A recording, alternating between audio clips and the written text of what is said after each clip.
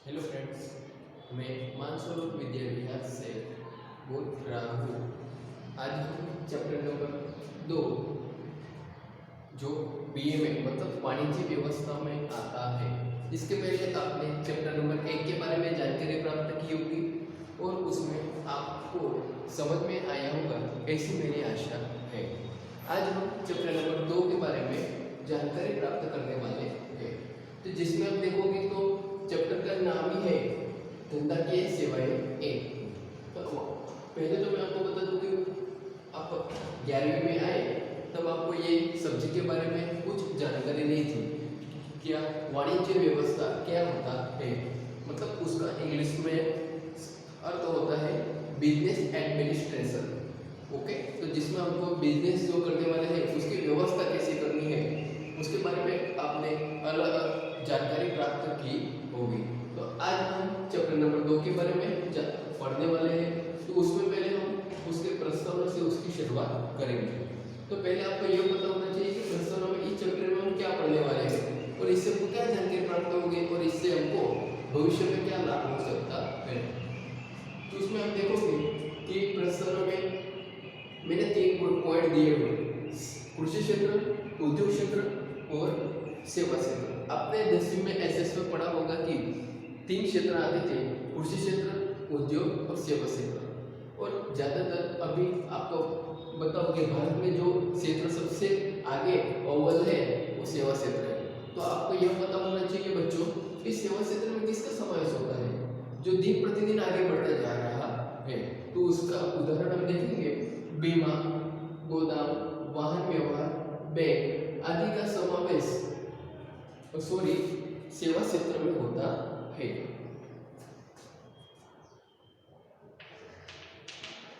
आदि का समावेश किसमें होता है? सेवा क्षेत्र में होता है। तो ये बारी बारी इस चैप्टर में हम जानकारी प्राप्त करने वाले हैं कि बीमा के प्रकार क्या होते हैं, बीमा का अर्थ क्या होता है, गोदाम का अर्थ क्या होता है, उसके प्रकार कितने हैं और इसमें भविष्य में हमको क्या फायदा हो सकता है।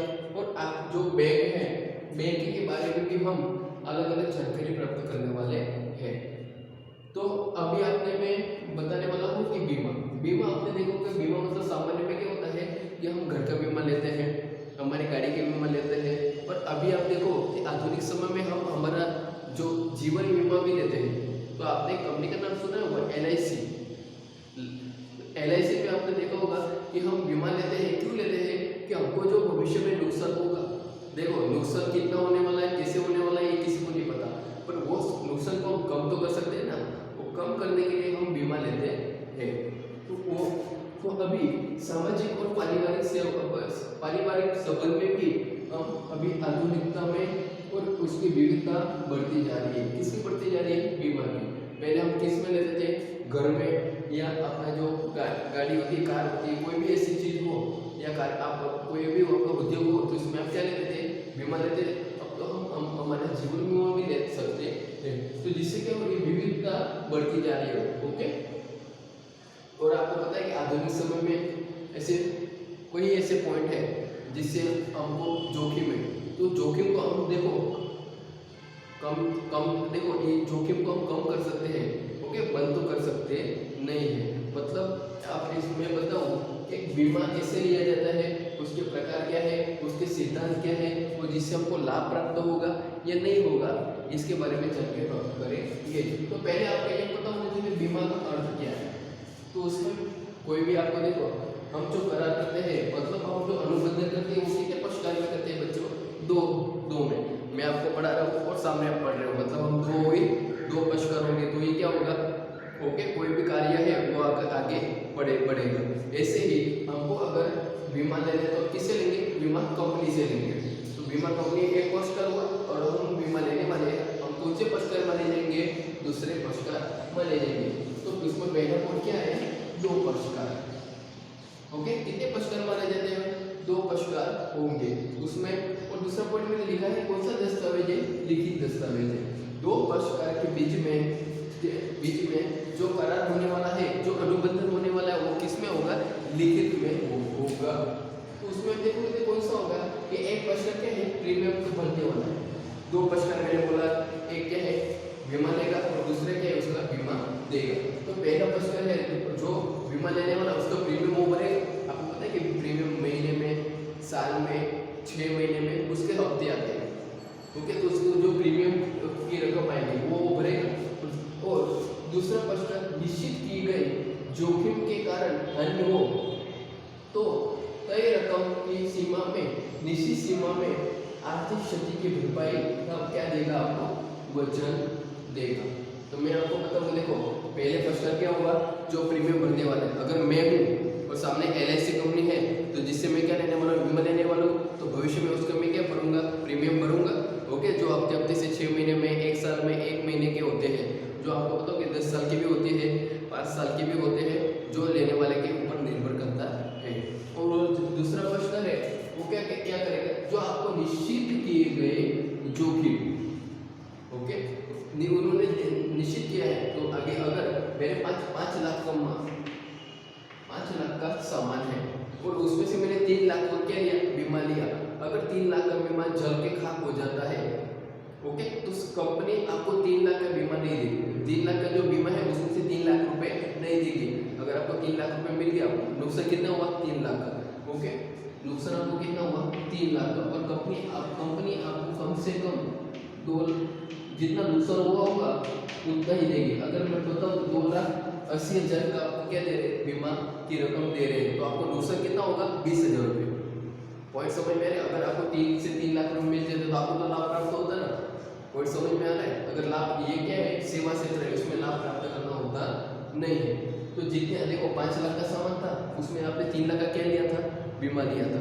तो अगर वो 3 लाख का माल नुकसान हो गया, मतलब उसको जल के खाक हो गया, तो आपको कंपनी है वास्तविक वो जांच पड़ताल करेगी कितना नुकसान हुआ है। अगर कंपनी को पता चला 2,80,000 का नुकसान हुआ है तो कंपनी आपको कितनी देगी, 2,80,000 ही देगी। कितने में से, 3 लाख में से।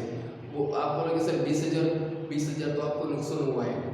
पॉइंट समझ में आ रहा है। अगर आपको 3 लाख मिल जाता तो आपको तो लाभ प्राप्त हो जाता। पॉइंट समझ में आ रहे हैं। तो जो जोखिम होने वाला है, जोखिम के कारण हानि हो तो तय की गई रकम की सीमा में, निश्चित सीमा में आर्थिक क्षति, कौन सी क्षति मानी जाएगी, आपकी आर्थिक क्षति की भरपाई करने का कंपनी आपको क्या देगी, वचन देगी। मैंने एक पॉइंट लिखा है, जो एक कारण में बार बार पूछा जाता है कि जोखिम दूर नहीं कर सकते, पर किंतु हम क्या कर सकते हैं, उसको कम कर सकते हैं। कोई भी जोखिम है हम उसको दूर कर सकते नहीं, किंतु हम क्या कर सकते हैं, उसको कम तो कर सकते हैं ना। अगर हमने बीमा लिया है, देखो मुझे 5 लाख का सामान था, 3 लाख का मैंने लिया, उसमें से कितना नुकसान हुआ, 2,80,000। पॉइंट समझ में आ रहा है। 2,80,000 कंपनी ने मुझे दिए, नुकसान मेरा कितना हुआ, 20,000 रुपये का। पॉइंट समझ में आ रहा है। उसको मेरा नुकसान तो कम तो किया ना। अगर मैं बीमा नहीं लेता तो मेरा नुकसान कितना हो जाता, 3 लाख का हो जाता ना। पॉइंट समझ में आ रहा है। ओके बच्चों, तो अलग अलग उसके 3 सिद्धांत बताए गए हैं। तो उसमें संपूर्ण विश्वास का सिद्धांत, ओके, ये से 4 सिद्धांत है। तो 4 में से आज हम पहला सिद्धांत के बारे में पढ़ने वाले हैं। बाकी के 3 सिद्धांत मैं आपको पार्ट 2 में, धंधाकीय सेवाएं 1 में, पार्ट 2 में यूट्यूब में ये वीडियो डालूंगा।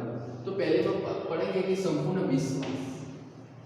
तो पहले तो मुझे ये बताओ कि विश्वास इसके बीच होगा, 2 आम आदमी के बारे में, 2 आम इंसान होंगे, इंसान के बाद बीच में होगा ना कौन, पहले LIC कंपनी का जो एजेंट होता है वो, और दूसरा कौन होगा, आम जो कस्टमर है उसका, ओके, बीमा लेने वाला है। दोनों के बीच क्या होगा, एक बीमा लेंगे तो उसमें संपूर्ण विश्वास का सिद्धांत बताया गया। संपूर्ण विश्वास मतलब क्या, कि आपको जो जानकारी देनी है अपने बारे में हो या कंपनी के बारे में, जिसका आप बीमा लेना चाहते हैं उसके आपको क्या देनी है, संपूर्ण सही जानकारी देनी है।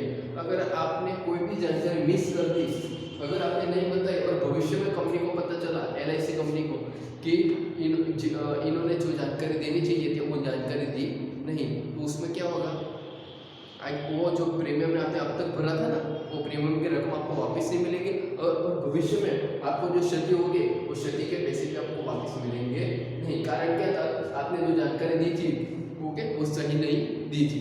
पॉइंट समझ में आ रहा है। क्योंकि ये कौन सा दस्तावेज माना गया है, अभी हमने अर्थ में पढ़ा कि लिखित दस्तावेज माना गया है। तो उसमें देखो कि लाभ प्राप्त करना नहीं, मैंने कोई में ये जो उदाहरण दिया था ना, ओके, उदाहरण में मैंने बताया था कि ये लाभ प्राप्त करने का साधन नहीं है।